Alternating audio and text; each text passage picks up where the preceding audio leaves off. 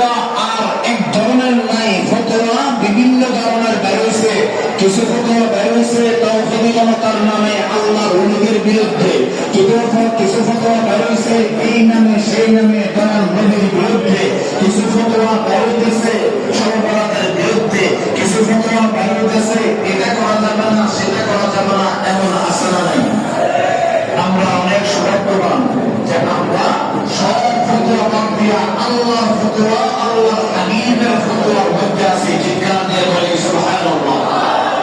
আমাদের বলি আলহামদুলিল্লাহ।